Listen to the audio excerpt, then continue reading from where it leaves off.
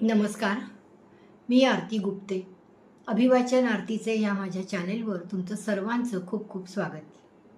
आज मी तुमच्यासमोर सौ सविता उर्फ प्रतिभा पोद्दार यांनी लिहिलेली एक रचना सादर करत आहे. त्याचं शीर्षक आहे ओझं. पण त्यापूर्वी आपली नेहमीची सूचना, जर आवडला व्हिडिओ तर जरूर लाईक करा, शेअर करा, कॉमेंट करा आणि यूट्यूबच्याच कॉमेंट सेक्शनमध्ये कॉमेंट करा.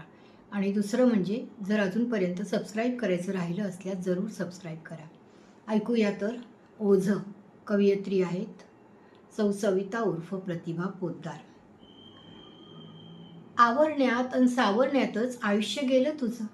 आवरण्यात अन सावरण्यातच आयुष्य गेलं तुझं. कुठे अन कधी कमी करणार मनावरचं ओझं. कुठे अन कधी कमी करणार मनावरचं ओझं. ह्याची मर्जी त्याची अपेक्षा, बाईपणाचं गोंधण ताजं. ह्याची मर्जी त्याची अपेक्षा, बाईपणाचं गोंधण ताजं. कधी उतरणार तरी मनावरचं ओझं. ह्याचे सांगणे त्याची आज्ञा, ह्याचे सांगणे त्याची आज्ञा. किती पळशील म्हणत माझं, किती पळशील म्हणत माझं. झेपते का खरंच तुझ्या खांद्याला हे ओझं. झेपते का खरंच तुझ्या खांद्याला हे ओझं. मौन मारत किती काळ सांभाळशील अगं ओझं. मौन मारत किती काळ सांभाळशील अगं ओझं. तुझ्याही आत दडलंय सृजनाचं बीज ताजं. तुझ्याही आत दडलंय सृजनाचं बीज ताजं. तुझी तुलाच करायला हवं मन अगदी ताजं.